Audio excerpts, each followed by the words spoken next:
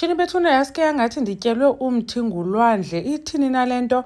Ulwandle akhange khe ndenze videos ngaye. Siyambona kuThando Nesithembu ukhulelisile i-girlfriend yakhe uKhwezi.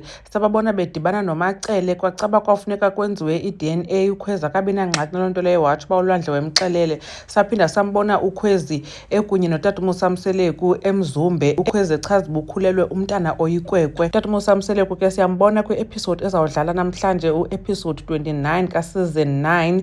Uthi utata uMosamseleku kulwandle okanye uyabuza uba elwandle ndiyakubona uba unqabile, sendibona uba kukho umntu ngoku okunye naye ohlala naye, ithini iplan yakho? Ulwandle ke ngulo uMacele ebekhe wambona kowabo ezingolweni, wathi kukho umntu, kukho inyawo imilenze eyelo endlini yam. uMacele unayo indlu yakhe azakhele phaa kowabo, so ulwandle ke ngoku uhlala phaa, unqabile phaa kwabo eSeapark, inoba ke kube ngazukwazi uhlalisana phaa ngaphakathi endlini kamamakhe. And then ngoku since eMzumbe bekungekho mntu, utata uMosamseleku wasivezela last week uba ulwandle at least uhlala khona, so sabe siyibona ke intombi yakhe uba iphaa. So nangoku kuyaphinda uyafika utata uMosamseleku ukwaphaa uKhwezi, so seyicacile uba yi-fat and set le nto. So ufuna uva iplan kalwandle. Now bekhe sambona ke uKhwezi bethunani efakile iring. Siyazi ke mos into edlalayo kwi-TV okanye kwishow ngoku yinto endala, so ke besandofaka ku-Instagram wakhe efake iringi.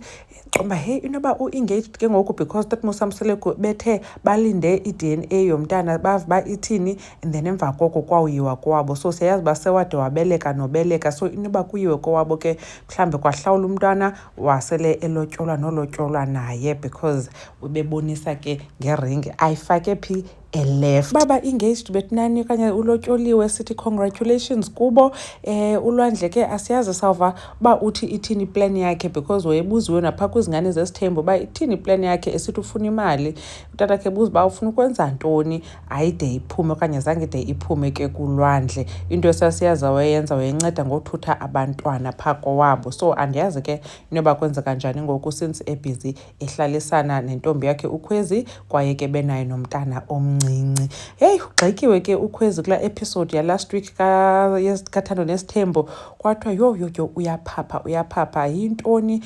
Utata uMosamseleku uthetha nolwandle nayo uyagqophuleka ngapha, uyabonakala undwebile. Kuyabuzwa uba umntana ithini into, uthi yena uba hayi kwawubonwa kwi-DNA, kwathiwa hayibo ugirl. So ke asiyazi kuthiwa uMacele ingathi uzawufumana umolokazana omfaneleyo ondwebileyo. Khona ke nenye ividiyo bendikhe ndayibona apha kuYouTube ezitshisabe Entertainment, ifake iivideos zikaKhwezi ezindala besithi uKhwezi sesuka uba engaged. Ndathi xa ndijonga ndafika ngeza ngo-2024, I think ngo-2024 ebesele ekunye naye ulwandle, and ke ngoku ingathi ulwandle ebenesithembu sama-girlfriend ngoba ebesenaye nalaa ntombi yakhe kuthiwa nguNokwanda, le kwacaba ikhulelwe kanti yaphosisa ayikhulelwanga okanye yathi ngumntana kalwandle kanti asingowakhe. Eso story I'm sure niyasikhumbula, emfaka naku-social media ke expose ulwandle, but ke baphele behlukana. Wayekhona uKhwezi in the picture, I think babenesithembu ababesiqweba nabo.